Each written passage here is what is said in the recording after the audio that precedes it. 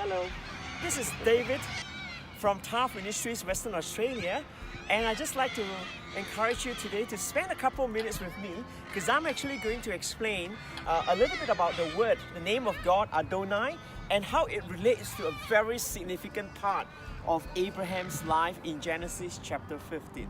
And now, if you're ready with me on this journey today, first, I'd like to just spend a minute to just highlight to you how do we write the word Adonai, and then I'd like to give you a little bit of a background about the first incidents in the Bible when the word Adonai is mentioned in Genesis chapter 15.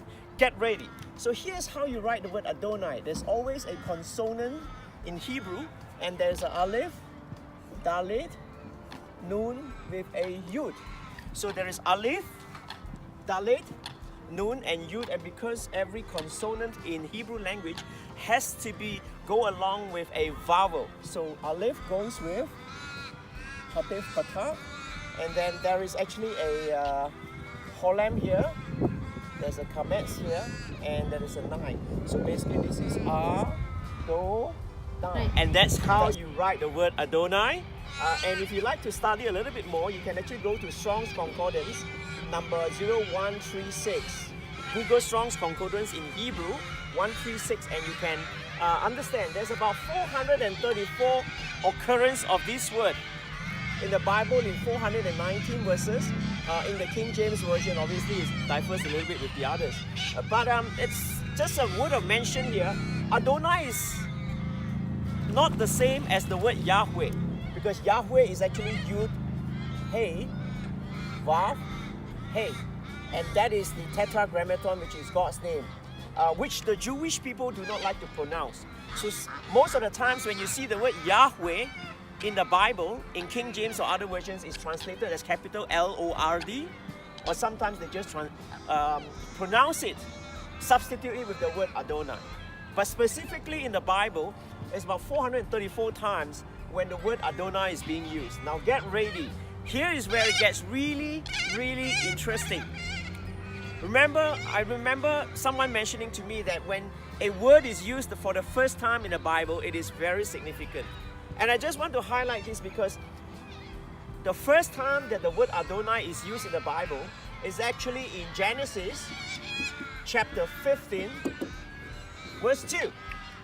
Now, just before I go and explain about the context of Adonai being used in the life of Abraham, I'd just like you to imagine with me about the life of Abraham. We all know about Abraham.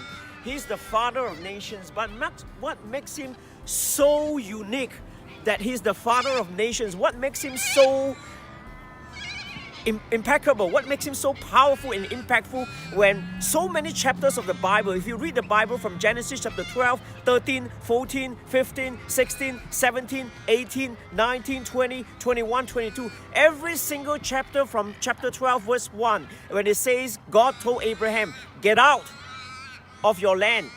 Abraham's father was from Terah, was from Ur of the Chaldeans. God told Abraham's father Terah to move from Ur of the Chaldeans, and he stopped halfway. And he stayed in Haran. And in Genesis 12:1, God told Abraham, get out. Now this is where some of you who are not Hebrew students may not understand the significance and the impact of the word get out. In the Hebrew, when you use the word get out, it is actually in Qal Imperative. God told Abraham, Lekh Lekha, get out, go, you go. This is just a little bit of a delayed telecast for the rest of my Asian brothers and sisters in Singapore, Malaysia, Indonesia who are watching. It means God says, Gyale! It doesn't mean, honey, you go now. No! God told Abraham, get out. Move your butt. How many of you who are in retirement age would get out and become the Prime Minister? No, no way. Except Mahathir of Malaysia. How many of you would, at your 75 years old, when you're halfway through your nursing home with your little piece of tongkat and your stick, would you want to get out of your comfort zone and move to a land that you do not know? The record in the Bible, according to some scholars, is that Abraham moved to 17 places in the Bible before he arrived at Canaan. Imagine an old man, 75, whose wife is not even fruitful. The Bible says she's barren. At 75, she has to get out, bring all the possessions, No Facebook, no YouTube, no toilet, no sanitation, in the desert, moving from one place to another. And the Bible says Abraham fought against the king, Qal Imperative, remember that? So that he could actually get his cousin Lot back.